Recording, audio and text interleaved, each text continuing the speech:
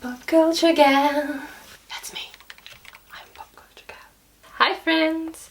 Today we're going to talk about fantasy books, 3 fantasy books written by women who are absolutely amazing and deserve so much more love. When you're a woman reading fantasy, you have to be prepared to see only one, maybe 2 if you're lucky, female characters. One of them, maybe both of them, will be raped at any point given in the story, and they will only serve 1 or 2 purposes. One being the mother of the hero, another one being the lover of the hero and the love interest all through the fantasy world. This is what it's been like for many years. Every classical stories you have to search really far to see 1 or 2 female characters in fantasy. When you're a woman reading fantasy and you read every single time a female character is getting raped, it's not a pleasant thing. So personally, I had stopped reading fantasy because I was tired of having like only 1 character and she's either the love interest or she gets killed because her death needs to be the power of the hero who will want to avenge her. This is very tiring, so I had stopped. But last year a book came out called The Priory of the Orange Tree. It was written by Samantha Shannon and I heard so many things about it.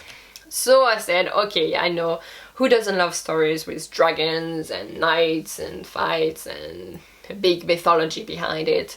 So I decided to read it. Priory of the Orange Tree, the story of a queendom where from the family has always had daughters, like the royal family always had daughters who became queen. And there is a prophecy that when there is no longer daughters, like these daughters are what protects the kingdom. So every queen has to have a daughter and yada.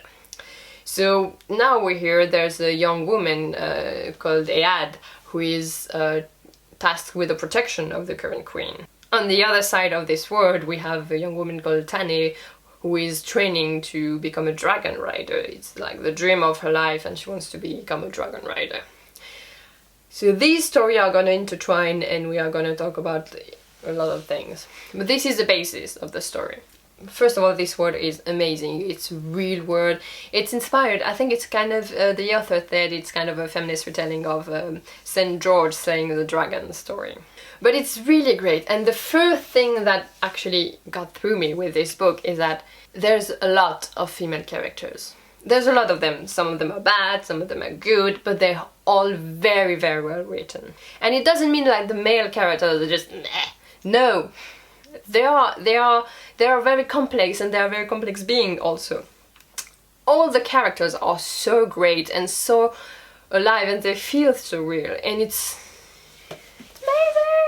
And it was the first time in so many years that I had read a fantasy book that actually didn't make me roll my eyes every second a woman was on the page. These characters are so diverse and so honest and so real, and every one of them has their own story, you know. They feel a purpose in the story other than helping their hero, because most, like the 2 heroes are women actually. And it's really great. And in addition to that, it's also very queer. And I had never ever read a story in fantasy where there was a lesbian and bisexual woman in it. You also have a gay man in it, but it's like woman loving woman, and it's so rare, and it's very rare that you read a fantasy book and you have this great love story in it and it's about women loving each other. And these books actually made me want to read fantasy again, because I was like, wait, it's actually possible to read fantasy and have great female characters in it, and several of them, and a great backstory and something amazing. Yeah, it was weird, but... So I decided to give fantasy another shot because of this amazing book. You don't be scared by it, it's absolutely fucking huge. But it's well worth the ride. It's an amazing story, it's well written, you have dragons, what are you waiting for? There's a bit of magic. And it's amazing. It's very inclusive, not everybody is white in it, not everybody is straight. And it's actually very refreshing to see this story and these diverse characters leading such a powerful story. And it talks about very important things like the invisibilization of women in history and this male-centric history and how women take power. And you have queendoms, like women ruling kingdom, and it's the norm, it's normal, and it's very well done. It's absolutely terrific and you can't put it down. Well, you could because it's very heavy, but you don't. So after I read this one, I was like, I need something else, something like that. And I picked up Of Blood and Rage by Tomiya Yademi.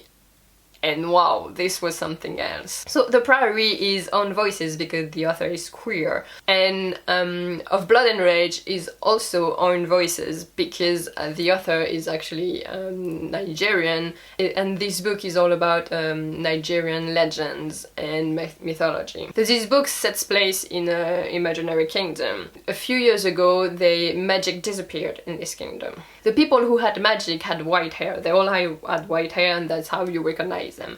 But magic no longer exists. And it's about this young woman who saw her mother murdered by the king.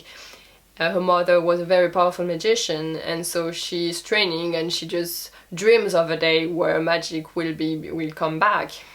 And she discovered that it is possible, so she goes on this adventure on how to bring back magic to her people. And it's a brilliant story. Nobody's white in it, so it's very diverse. And it's a brilliant story, and it's this whole mythology and all these gods and goddesses, and it's breathtaking, and you really into it. And all the characters, there are 4 main characters who are very, very well written, and you care for them. Like, even one of them is a bad guy, and you care for them, and you feel sad when they die. And it's a breathtaking story, and none of the female characters is just a token. You have a bunch of female characters, both in the main characters and the secondary characters, and they all have their own story. And it's great, and you see this young woman constructing herself, and the 2 main girls are actually really brilliant. And actually I think the 3rd book is coming out soon, and it's just a trilogy. Another one that I read was An Ember in the Ashes. It's written by Sabatahir, and it's about Arabic mythology, and you have jinns and everything. It's about a young woman who actually joins resistance when her brother disappears.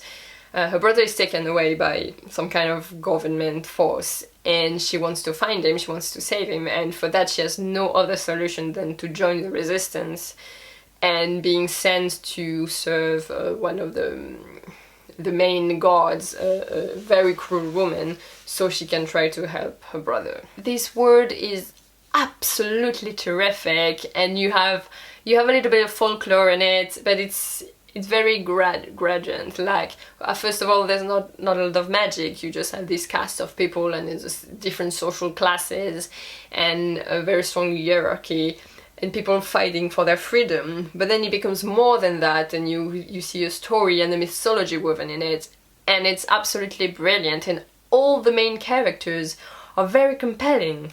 Some compel you to really hate them, but some of them actually make you love them so dearly and you want to protect them at all costs.